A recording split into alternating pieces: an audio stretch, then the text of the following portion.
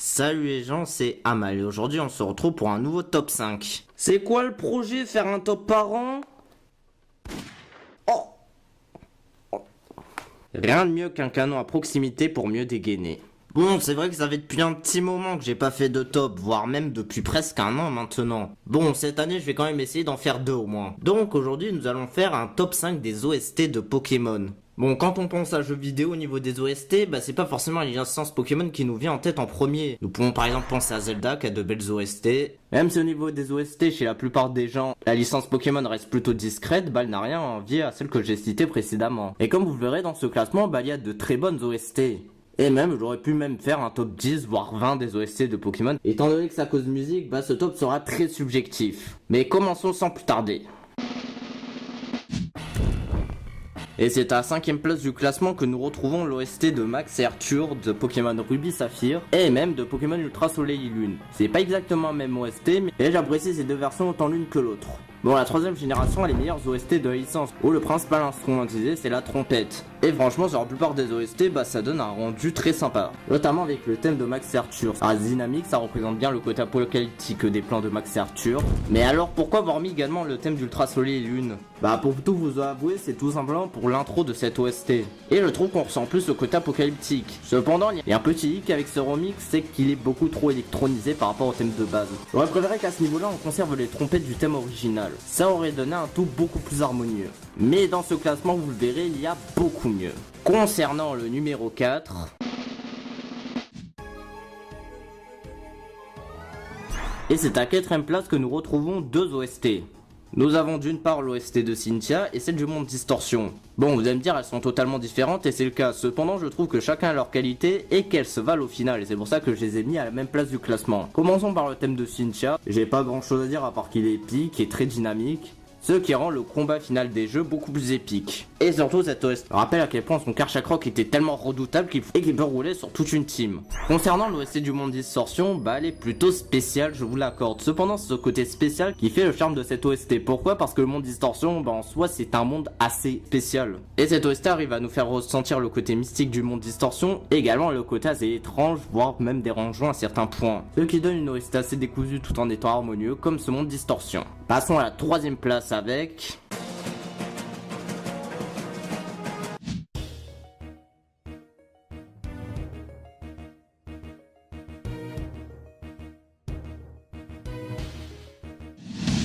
Et oui, c'est au pied du podium que nous retrouvons le thème de Red qui est également celui de Peter. Oui, à ce moment de la vidéo, je vais probablement me faire disliker et bannir de YouTube. Avec le numéro 1, vous aurez bien de quoi m'insulter.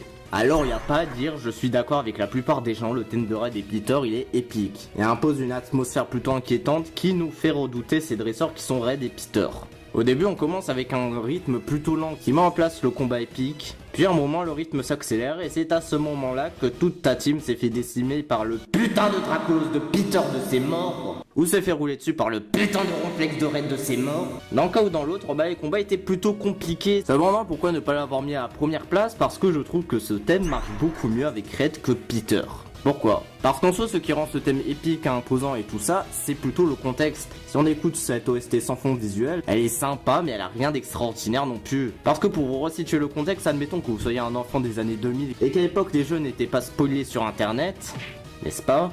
Vous ne saviez pas forcément qu'après la ligue, vous pouviez affronter un dresseur avec des Pokémon plus du niveau 80. Dans un premier temps, vous entendez des rumeurs à ce propos pour rendre au moins argenté pour en savoir un peu plus, puis vous parlez à ce fameux dresseur, et c'est là que l'OST se lance. Et là, vous reconnaissez l'OST de Peter, et vous savez que ce dresseur n'est pas là pour déconner. Et je trouve que l'OST s'accorde parfaitement avec le climat de Blizzard qu'il y a sur la bataille finale. Donc au final, c'est plus le contexte qui rend ce thème épique que l'OST en soi. Concernant la 2ème place...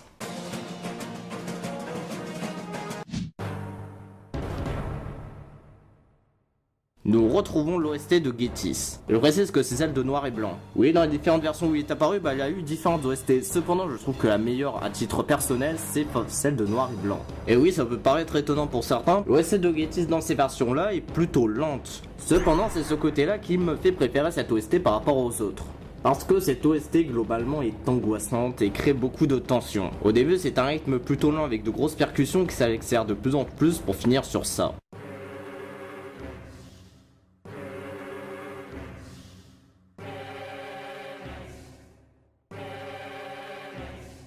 Et dans la plupart des cas, c'est à ce moment là que Getis aura sorti son Trioxydre pour totalement finir votre team. Ce que j'adore avec cette OST, c'est comparé aux précédentes que j'ai présentées dans cette vidéo, hormis celle de Monde Distortion, bah elle est plutôt originale parce que avant ça, dans le jeu Pokémon, on avait soit des OST plutôt sympathiques, soit des OST douces, soit des OST dynamiques, mais des OST aussi lentes, créant ainsi beaucoup de tension. Bon, on avait eu ça dans la catch avec le thème d'Arceus, cependant je ne l'ai pas mis dans ce classement parce que l'OST est beaucoup trop courte. Et lorsque vous la faites tourner un peu trop longtemps, bah elle devient vite lassante. Tandis que la boucle du thème de Getis, bah comme vous pourrez le voir, est très longue. Et si je ne dis pas de bêtises, bah c'est l'une des plus longues de la licence. Ce qui évite beaucoup la répétition, ainsi pouvant installer parfaitement la tension du combat. En plus, il y a le contexte qui enrichit cette OST parce que Getis se révèle en tant que boss final seulement juste avant que vous l'affrontiez. Bon, si vous étiez un minimum intelligent, vous l'avez cramé. Maintenant, passons au numéro 1.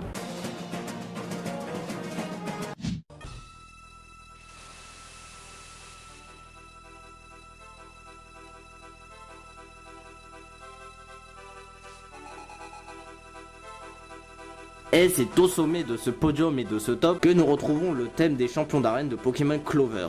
C'est un thème très dynamique qui rend le combat contre les champions d'arène épique. Bon, je dois vous avouer que cette OST me rappelle quand même quelque chose, mais j'arrive plus à savoir quoi. Ah bah on me signale à l'oreillette que vu que c'est un fan game, ça compte pas. Mais t'as même pas d'oreillette.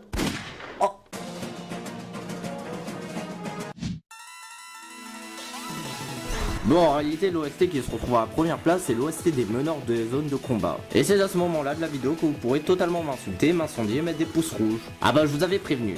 Bah, dans la plupart des cas, mes OST préférés de la licence Pokémon, bah, ça change en fonction des périodes. Et là, en ce moment, c'est cette OST-là que j'ai décidé de mettre à la première place. Le thème arrive à être dynamique, même s'il n'y a pas le côté épique ou angoissant de certaines OST, bah, ça vit totalement le café. Ça nous présente un petit peu une OST du côté des combats Pokémon qui est fun, sans rentrer dans la niaiserie. Après, j'arriverai pas vraiment à correctement argumenter cette OST, mais j'ai décidé de la mettre à la première place. Bon, concernant les supposés absents de ce classement, il y a l'OST d'Ultra Necrozma dans les dernières versions. Cependant, pourquoi je ne l'ai pas mis dans mon classement? Parce que tout simplement, je déteste l'orge, et je déteste également les synthés surutilisés. Et vous imaginez bien qu'un combo des deux, ça ne peut que me déplaire.